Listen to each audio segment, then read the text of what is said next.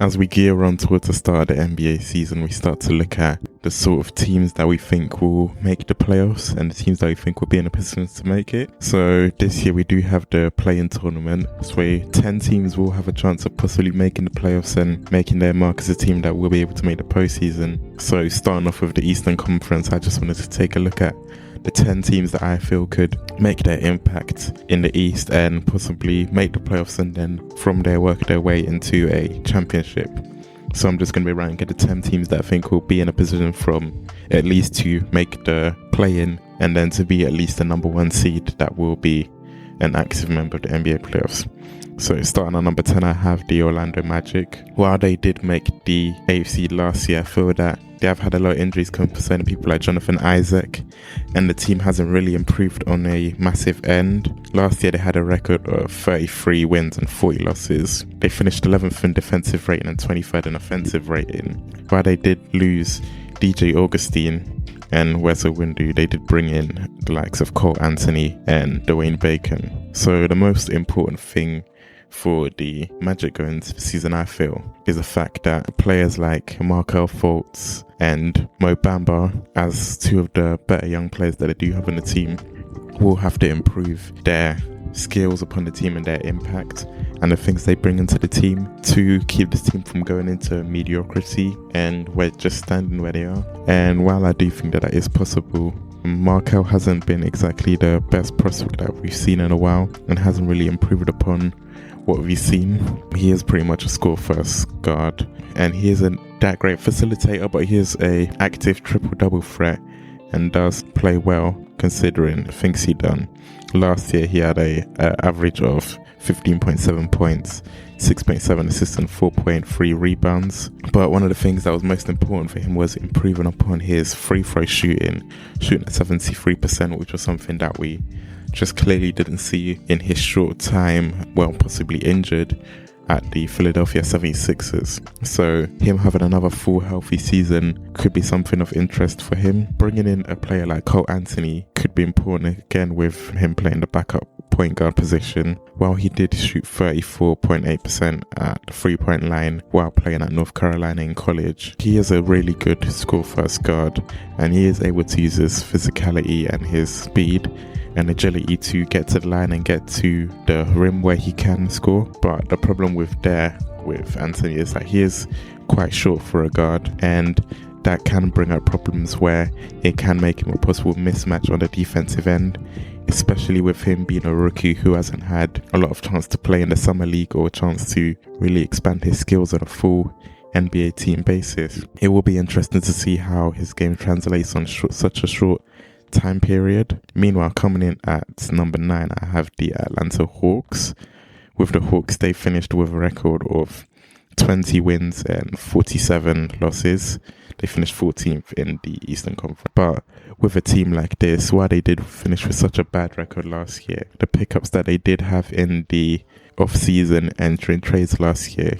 was a great amount that could bring them a lot of success this year. Add in Bogdanovic, Danilo Gallinari, Chris Dunn, Rajon Rondo, Onyeka Okongwu in the draft, and Clint Capella. All these players could add a great deal to the team. It's allowing them to be a team that could be able to support Trae Young's offensive capabilities and the team around him. I think one of the most important things for this team, especially with the sort of things that they bring to the team, is with the defensive capabilities that Trae Young doesn't have, how will 2 great defensive guards like Chris Dunn and Rajon Rondo allow him to be protected? Because if I recall correctly, per Kevin O'Connor, he did finish 520th out of 520 NBA defenders in defensive rating. So literally he is one of the worst defenders in the league. And with that, having players like DeAndre Hunter, John Collins, and Kevin Hur, who have still been on the team, who are all great offensive players, I think that one of the most important things is them is to just work as a whole unit on improving their defensive and their offensive ratings, just improving upon that and building a system that Lloyd Pierce has created for them, and just making sure that while they do have a great offensive talent, they do need to work on their defensive capabilities as a whole unit and being actually able to stop people on the perimeter and in the paint is going to be one of the most important things for them. Just creating a system where they feel that it's something that can be special for them, and something that will be an effort where someone, for example, like Clint Capella, if he's playing at the 5, if they do get into trouble with pick and rolls, Capella's capability as a rim defender and being able to block shots will be something that would be able to protect Trey. And then on the other end, when you have a defender like Chris Dunn, who is, while he is a bit lackadaisical on the offensive end, his skills as a defensive guard are really good. And being able to take up some of the effort that Trey Young may struggle on is something that will be really important for them to improve upon their skills and improve upon what was missing last season, as they were a team that people felt could have done better than they did look on paper. Coming in at number 8, I have the Indiana Pacers. With the Pacers, they had a really underwhelming team last year. While Oladipo was injured, coming into the bowl, they did have a lot of problems, and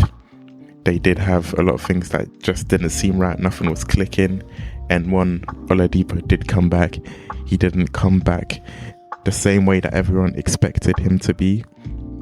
And then with that, when they did lose in the first round of the NBA playoffs, it cost head coach Nate McMillan his job. And while McMillan did do a good job of building a culture and building a good team within Indiana, it was a team that really did struggle once they did get to the playoffs and wasn't able to create an impact that I guess the front office felt that they were capable of. So with the team, not much has really changed. The only thing that they lost in terms of roster was TJ Leaf. The team finished with a 45-28 record. They finished 6th in defensive rating and 19th in offensive rating. So I mean, some of the big questions within the team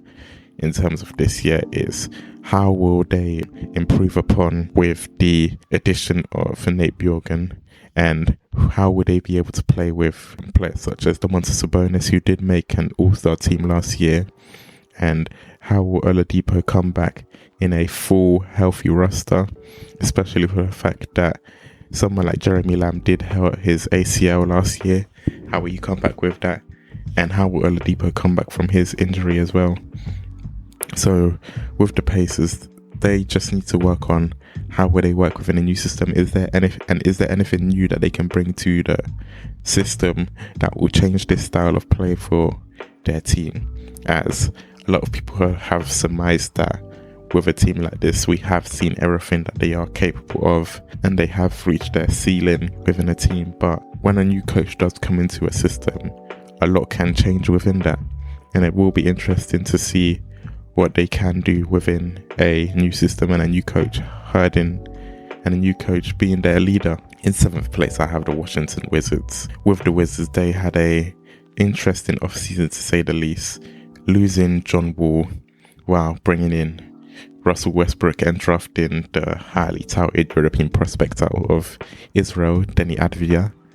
Last year they finished with a 25-47 record, while being 29th in defensive rating, 16th in offensive rating. With this, I mean, it is interesting to see for the fact that while they did finish with such a bad record last season, it was mainly for the fact that once again they were in another season without John Wall, and when Wall and Beal were in the backcourt together, they did make the playoffs on a regular basis. So bringing in Russell Westbrook to play alongside Bradley Beal, I think is something that can improve the team and can bring them to a higher ceiling where they will be able to at least make the playoffs on a worst case scenario, in my opinion. While Westbrook does have his lack of abilities on the perimeter shooting, and as a player who can play winning basketball per se, he is a player that can bring a lot of expenses to a team and can bring a lot of great things in terms of being a facilitator and in terms of being an aggressive player who can get to the rim and can get to the free throw line as a triple-double threat. And when you add this to a backcourt with a player like Bradley Beal, who is a good perimeter shooter and who has really taken his talents to the next level since Wall has been injured, it could be an interesting team to say the least. So looking at that, I would say that that is something that would be something of good for them. Along with that, re-signing Davies Bertans, a player who shot really well from the 3-point range a while ago as a stretch player, and being able to open up the floor for spacing is something that could do really well for them in terms of being a player who will be able to shoot from the 3-point line and be able to improve the spacing for all of them. Along with that, in another year of having Rui Hachimura, I feel that his abilities will improve upon the things that we saw in him as a first-year player. And then, of course, their draft pick, Denny Advida, having them two in the front court would be something that would be of great encouragement for the Wizards, as they do have two young players that they can develop, and having them to be facilitators and have them as scoring threats alongside Beal and Westbrook can be something that can improve the team and make them a threat to make the NBA playoffs this year. In 6th place, I have the Miami Heat. While last year's NBA finalists once again did finish 5th in the Eastern Conference last year, the question for them is, can they repeat their run to the NBA Finals, and was it just a fluke? And while I don't think it was a fluke, I feel that a lot of the teams in the top half of the Eastern Conference do have better talents that can improve on the NBA, do have better talents that can improve upon the regular season and will be able to have better regular season records. While they did lose the likes of Jay Crowder, Derek Jones Jr. and Solomon Hill, being able to add Avery Bradley and Maurice Harkless and then drafting Precious Achunwa this year is something that would be of great merit for them. Last year they finished 12th in defensive rating and 7th in offensive rating, and one of the things for them this year will be how would they be able to work this season within a full system, and will they be able to do all the things that they were able to do that people possibly didn't see coming. Along with that, considering that they, along with the Los Angeles Lakers, just played in the NBA Finals not long, that was 3 months ago, people are wondering, will there be some fatigue coming from them, and will they be a team that will have to rest a lot of their players? While that could be possible, one of the things that could complicate things for the Miami Heat is the fact that now that people have seen the talent of their young players such as Duncan Robinson, Tyler Hero and Kendrick Nunn, a lot of these players won't be given the leeway that people have seen of them in the last year, and people will take them a lot more seriously as a threat and will not take them lightly as players who did make their NBA Finals. So with that, the Heat will be in a predicament where they will have targets on their back in some sort of sense. But overall, I do think while they will finish in 6th in the NBA regular season, they can do what they did last year as the sort of defense that they do play with their weird zone sort of style that Eric Spoelstra does make them play, and bring in a great front court member in Precious, who will be able to work side a defensive player of the year candidate in Bam Adebayo, will allow them to become a threat who is very dangerous in the postseason. The only things that would make them improve upon the regular season would be if the likes of Hero and Duncan Robinson can improve upon their defensive skills and not be liabilities on that end. If Adebayo can improve upon his perimeter shooting and allow himself to be a spacing threat for the Miami Heat, which will allow players like Robinson, Hero and Butler to whether drive to the rim or shoot more open wide threes, improve everything upon the team and just improve upon the small details that they can to once again make the NBA Finals. In 5th place, I have the Boston Celtics. This year, I think, is a very pivotal year in the year for this team. Last year, they finished a record of 48-24, with them finishing 3rd in the Eastern Conference and finishing 4th in defensive rating and 4th again in offensive rating. While they did lose quite a few people in their roster, losing the likes of Gordon Hayward to the Charlotte Hornets, Enes Kanter, Brad Wanamaker and Vince Poirier, bringing in Jeff Teague, Tristan Thompson, Aaron Naismith and Peyton Pritchard is something that could be of interest for the team. With the Celtics, they've been on the door for the last 3 or 4 years making the Eastern Conference Finals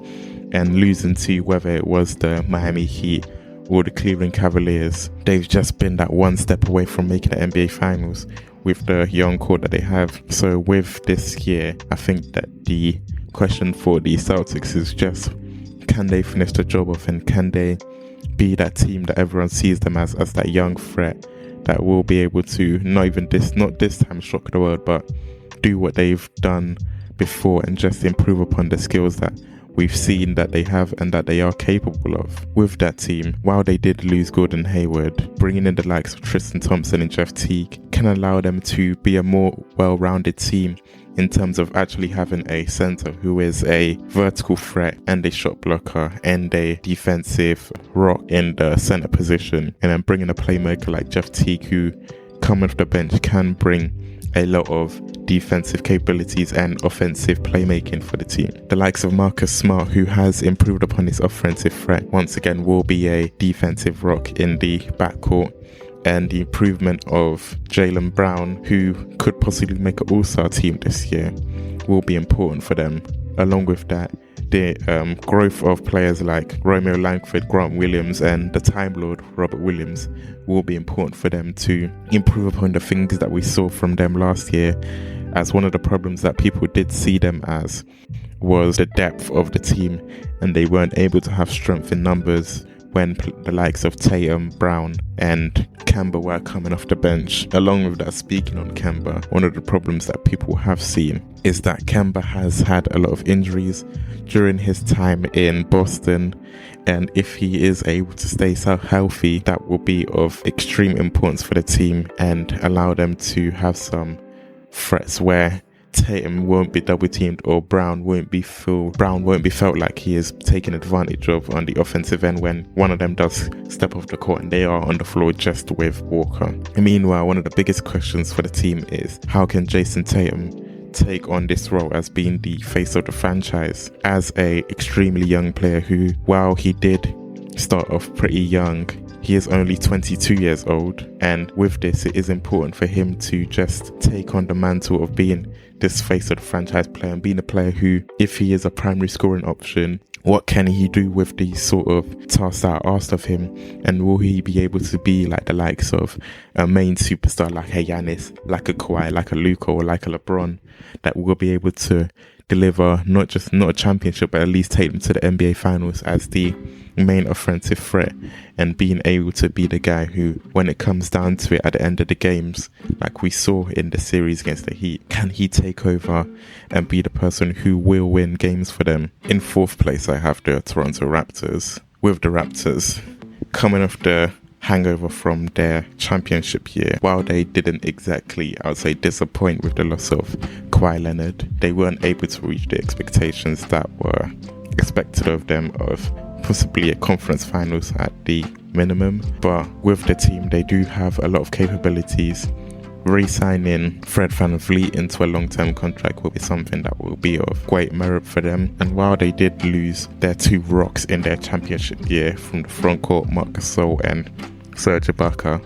bringing in the likes of Aaron Baines, DeAndre Bembry, and Alex Len won't be exactly one-for-one fits, but they will be able to, as a three, be able to put up the capabilities that we saw that those two were able to do during that championship year. One of the biggest questions for the team is how will Pascal Siakam improve upon what we saw from him do last year as an NBA All-Star? While he did do quite well last year as the number one option, when it came towards the postseason, it was seen that he was exposed a bit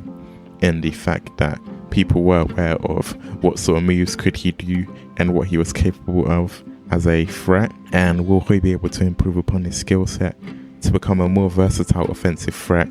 to just be able to improve upon what we've seen from him and be able to become more creative talent upon the offensive end. And while they did think that they could get Giannis signed a long-term contract, so that is in the possibilities for them. So I wouldn't say they're stuck with the team they have, but they do need to have improvement from their players. And with that, I do think the likes of OG Anunoby will improve upon the league and will be one of the best two-way wings in the league, as we've seen him improve upon the defensive end and become a great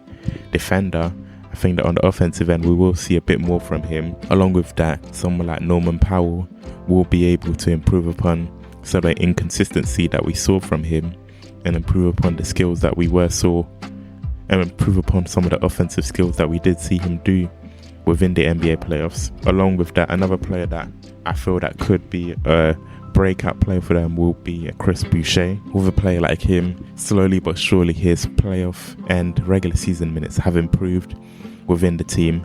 And with a coach like Nick Nurse, who is really good at developing players, a player like him will be able to fit within the system that Nurse has and improve upon the skills that will be asked of him from the team. And I think will be a real interesting team to watch in terms of, while they are a young team, I think that they do have a higher ceiling than a lot of people think,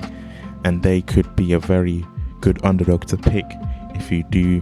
want to put a bet on for them to make the NBA Finals. In third place in the Eastern Conference, I have the Philadelphia 76ers. They had an extremely disappointing playoffs last year with all the problems that we saw within the team, whether it was the fit of Al Horford, the lack of Ben Simmons still not shooting threes, the durability of Joel Embiid, or just the fact that players such as Josh Richardson and Tobias Harris weren't able to bring the skills that were asked of them with the contracts that they were given by the 76ers and the front office. And with that, they did lose their head coach in Brett Brown, but from there they did bring in another coach with championship experience in Doc Rivers. So with that, while they will lose a great talent for them and a coach who has brought a lot to the team, bringing in the likes of Doc Rivers will be something that will be important for the team and will bring them a championship medal of someone who is one of the most respected coaches in the NBA and someone who has been there and done that. Along with that, they were able to somehow get off the books for Al Horford, and unlike that, they did also lose Josh Richardson as well. But in the swap with that, they did bring in Danny Green and Seth Curry, as well as signing Dwight Howard in free agency and drafting Tyrese Maxey in the NBA draft in their first round pick. So with this, one of the questions that will be asked is, what will the team look like and how will they really play together? And I feel that bringing in the likes of Curry and Green, who are both great shooters, will be able to open the space in for the team and will allow a bit more freedom in the pick and roll with the likes of Simmons and Embiid. And with that, it will allow them to be a bit more free within the team, not have too many people clogged in the paint or in the elbow, like we did see when Horford, Simmons and Embiid all did share the floor together, which was one of the major problems together last season. Along with that, having a coach like Doc Rivers who will be able to allow these players to develop together and have a bit more chemistry, I think is important, for the fact that while Brown was liked by many in Philadelphia, he wasn't exactly the world-class coach that the Sixers needed, or the offensive mind that the Sixers needed to propel them to the ceiling that a lot of people do see them have. And I think it's important for Simmons to improve upon the work that he does have and improve upon the skills that we have seen him come through with. Meanwhile, on Embiid's end, I feel that Embiid really does have to improve upon his durability and just not take the 3-point shots or the 3-point handoffs that Brett Brown did love to do to him, and he does need to become a offensive juggernaut that the likes of Jokic are skilled in, and the likes of Shaq encourage him to be like, being able to take at least 10 to 15 shots a game on the block with turnaround, pull around, with post shots, whether it's a hook shot or a fade away, or just using the pick and roll to bully mismatches in the paint. I think that this is really important for them, and I think that with the new system that we have seen them have, I think it all well is possible that this team could be a threat to make the NBA Finals this year. In second place, I do have the Brooklyn Nets. While last year Kyrie Irving played in spots, Kevin Durant wasn't available at all, and with these two back fully and healthy, I think this is a really dangerous team in the Eastern Conference, and for a lot of people, they could be their favourites to make the NBA Finals. With that, they did finish with a 35-37 record last year, finishing 10th in defensive rating and 22nd in offensive rating. But this is really just a smoke screen for the new team that they do have. Obviously, it's not an addition of Kevin Durant, but he is playing fully this year. But they do bring in Landry Shamet, Jeff Green and Bruce Bowen. And with new coach Steve Nash, it will be interesting to see a player who has had the offensive mind of Nash and the skills that he does have, what will he be able to do with the likes of both Durant and Irving? And when you have two premier talents like those two who are capable of being top 5 players in the league and they're in their prime and when they're playing at their best, it will be interesting to see what sort of system will they play,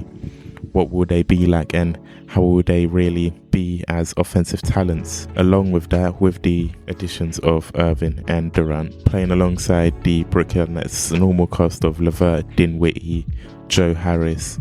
and Rodion Kurucs, a lot of these players are great young players who are really good on the offensive end, and along with the likes of Allen, who is a good rim protector, being able to play with players like this I think will be a great asset for the team. And one of the main concerns for the Brooklyn Nets, I would say, is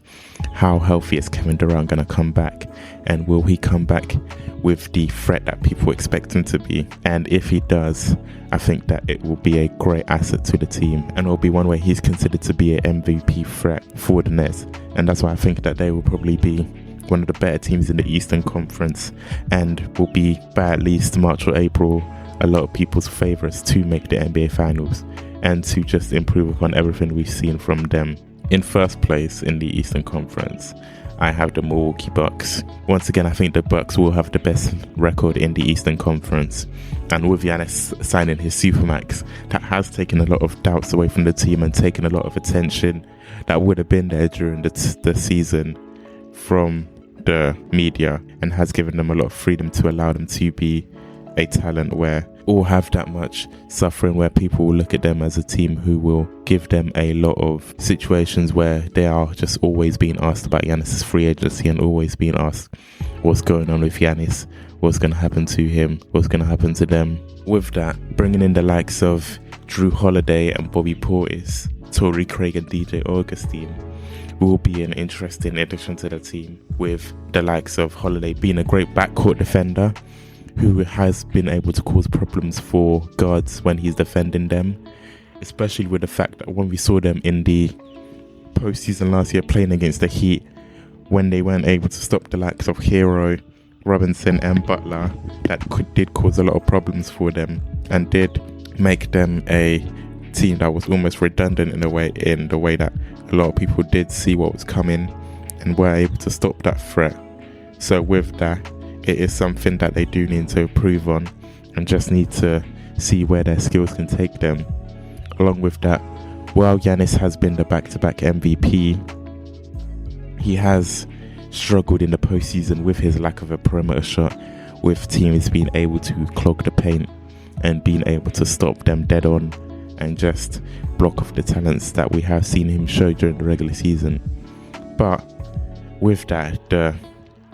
Bucks are a great regular season team, and with head coach Mike Budenholzer on the hot seat, I do think that they do want to go out all guns blazing and show that this year is their year, that they do want to make the NBA Finals. And I think that with the pressure that is upon both him and Giannis' shoulders, I think that it will be a all-out challenge for them to make the NBA Finals and to show that why they are still one of the best offensive teams in the league. Well, thanks for viewing. Don't forget to like and subscribe. Follow me on my Twitter in the description. And peace out.